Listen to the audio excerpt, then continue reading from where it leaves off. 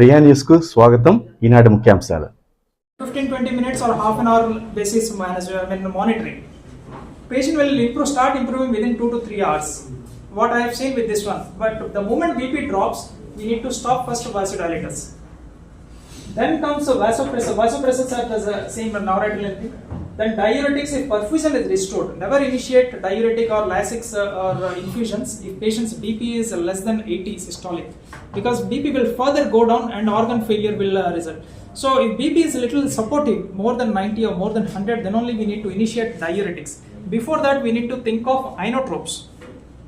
Then last, if nothing is responding to the therapy, mechanical circulatory support, MCS.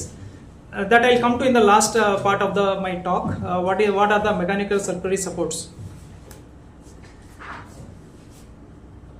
So this is another same thing, whether cardiogenic shock is or not, because this is the most important thing which will kill the patient. Cardiogenic shock. If there is a cardiogenic shock, we need to think of circulatory support, either pharmacological in the form of noradrenaline or dobutamine, or if not, then we need to think of mechanical circulatory. But if patient doesn't have a cardiogenic shock, then we have to think of whether patient has a respiratory failure is there or not.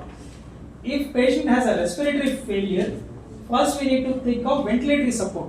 Nowadays, most of the hospital after COVID era, they have the ventilatory supports with NIV at least, non-invasive ventilation. The moment patient comes with a pulmonary edema with respiratory failure, he will respond to this non-invasive ventilation with diuretics. So this we need to assess whether patient is in respiratory. First, if there is no shock and the patient has a respiratory failure, straight over he presents with accelerated hypertension and leading to LV failure or biventricular failure. Third thing is arrhythmia, whether any VT or ventricular fibrillation is there is going on or what, or supraventricular arrhythmia at times also may, in presence of LV dysfunction may cause failure. Third thing is acute mechanical cause. Mechanical cause, there are three mechanical causes, especially in acute MI patient. Left ventricular free wall rupture leading to tamponade. Second is ventricular septal rupture, the septum between the right ventricle and left ventricle. Third is papillary muscle rupture leading to acute MR. All these three mechanical complications have a grave prognosis. I have seen only one person surviving in my life, otherwise they have a very grave prognosis, unless these are tackled with some IABP or immediate surgical intervention. Otherwise it is very difficult to tackle. But nowadays mechanical circulatory support has come. With this, surgeons are claiming we are getting good results. But in my experience, I have not seen, but surgical team, they are saying the moment we refer them, they are treating with the circulatory support and keeping them stabilized and reviving them. So first, what I need to say is we need to. The last one is a pulmonary embolism. This is another example, acute diagnosis where it responds to is in shock. He will respond to thrombolysis. Nowadays, even in the earlier days, it was streptokinase. Nowadays, we have tenecteplase. The moment you just inject one bolus of tenecteplase, patient will have improvement within 2 to 3 hours. N number of patients are treated with acute pulmonary with just tenecteplase, and the patient will be out of ventilator within 1 or 2 days. I mean, it's a wonder therapy of acute pulmonary embolism. Even this is nowadays all interventional radiologists they are claiming to be doing interventional therapy. But if you have a tenecteplase, just inject a tenecteplase and see the response within next 2 to 3 hours. Definitely patient's BP will improve, saturation will improve, and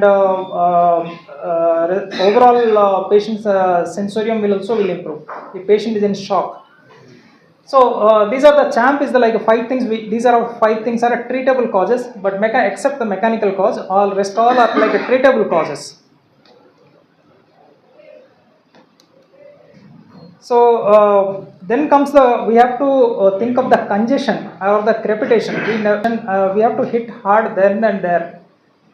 Why? Because if we are shifting the patient out of ICU or we are discharging with congestion, there is a 50% possibility patient will get readmitted within 10 days or 2 weeks. So physical signs of congestion like crepitations, edema, or raised JVP are absent in about 40% of the patient. We usually think of the congestion means this is a classical teaching, like pedal edema or ascites or raised JVP or crepitations for LV failure. But these things are absent even if in 40% of heart failure patients. and 20% of patients with congestion exhibit normal chest X-ray. Another thing, what we do chest X-ray, we'll see whether the pulmonary edema is there or not. But about 1/5 of the patients will have a normal chest X-ray. So the only tool to diagnose such thing is the lung ultrasound. But again, we have to rely on the radiologist. It's a availability of radiologists to even calling them the bedside is a little difficult challenge in acute setup. So lung ultrasound is a better in ruling out the interstitial edema and pleural effusion. And this detects how they diagnose the curly B lines. So if there are more than 3 B lines in more than 2 intercostal spaces, then it's one of the diagnostic criteria for acute heart failure. But we have to, over the period of years, those who are into intensive care unit, intensivists, they have to, they usually now started they doing. So most of them we take the help of the intensivists rather than radiologists. It's difficult to catch them in the acute scenario. The heart failure acute dose AHF study. Why? Because once this is not a euvolemic, patient will come with again heart failure or hospitalization. And clinical congestion at discharge is a strong predictor of poor outcome for readmission. And relief of dyspnea is a poor marker of decongestion. We should not never go with the patient symptom. If patient is asymptomatic, that means it's not like a sign that patient is fit for discharge. We need to think that patient is fully decongested. How to know the decongestion? One of the best criteria, these features are there, then only patient is fit for discharge out of hospital. So what are these things? JVP, if JVP is not elevated, means that's absent, less than 8 centimeters. There should not be any hepatomegaly, and there should not be any pedal edema. And 6-minute walk test. 6-minute walk distance should be, ideally it should be less than 400. Even if up to 400 is also fine, acceptable. NT-proBNP, this is nowadays available in most of the places. If NT-proBNP should be less than 400, but in my practice I have seen even if it is less than 1800, you can accept it. Up to 400 is assuming is a very difficult target.